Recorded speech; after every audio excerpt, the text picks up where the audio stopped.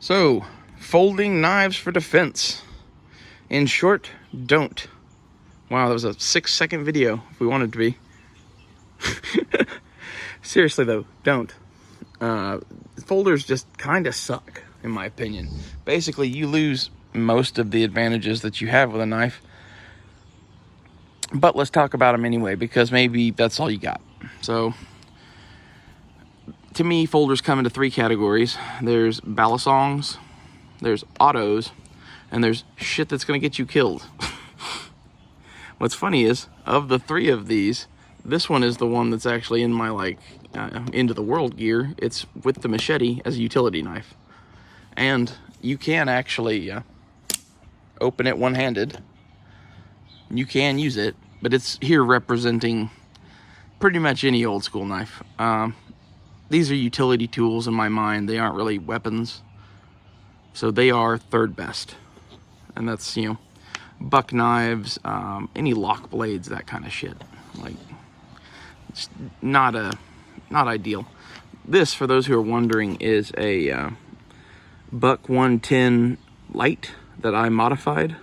I took a spindle sander and did this handle in about 5 minutes. And then I added the little bar, and I added a lanyard down here with a homemade bead on it. I made that out of some cool, what wood was that? It was like a mulberry or something like that. It was something crazy. It had a bunch of color added to it. Anyway, for the old school knives, there are better ones. I carried a Spyderco military and paramilitary 2 for a long time. I really like those knives for folders. They have that big thumb ramp on the back of them, and they lock up solid enough for me. But just in general, you should avoid these. Like, it's not like they're the worst thing in the world, but you have other options, and my first choice is a fixed blade. Okay, so this is pretty far down the line. I'll talk about option number 2, the auto. I consider this to be kind of 2nd best. You get a lot of advantages with this. The fact that you can just do that in the middle of something makes it handy. And this is really light. I keep going back and forth as to whether or not I'm going to keep this or sell this, but it's that freebie Benchmade I got. I hate motorcycles. This is the freebie Benchmade I got anyway.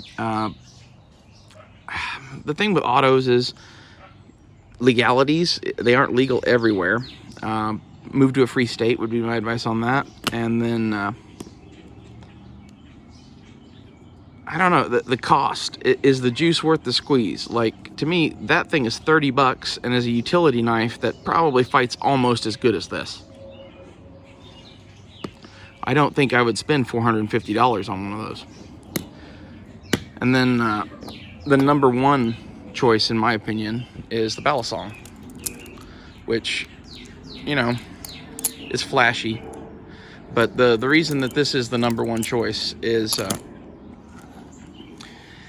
it has the strongest handle. This gives you pretty much truly a fixed blade. And very often they can have guards on them like this one does. This is a way better, stronger weapon, I think, than either one of those. And this is just some junk flea market thing. I got this at a gun show for like $10, and I thought it was cool because it looks like a samurai sword.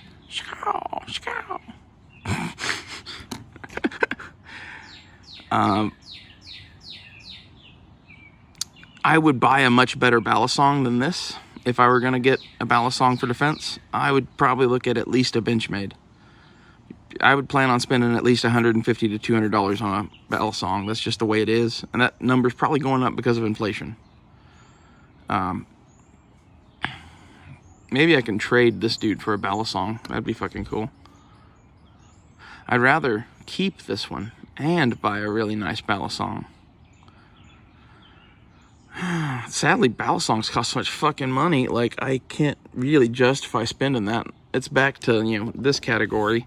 Like, honestly, if you can find a good, well-made, solid $100 Balisong, buy it, keep it.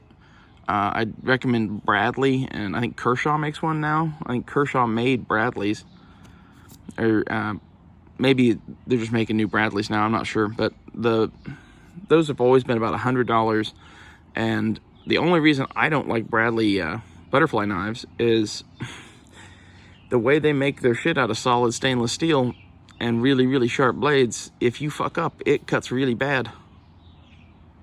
Like, this thing I can just play with. Like, it's not terribly sharp and it's not terribly heavy.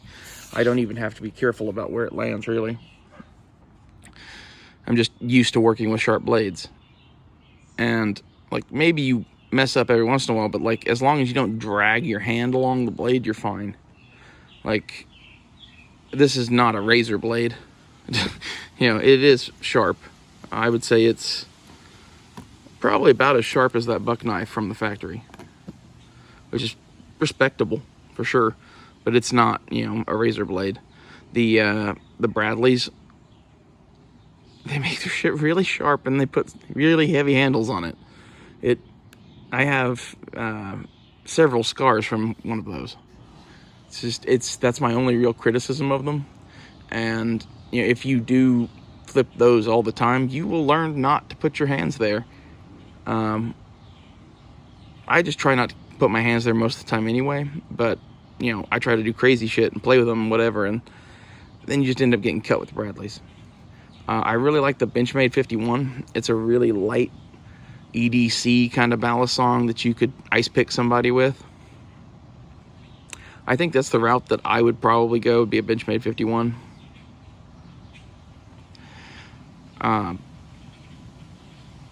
Other pocket knives. I'm a big fan of Swiss Army knives and Leathermans and shit like that, but that's kind of a different video.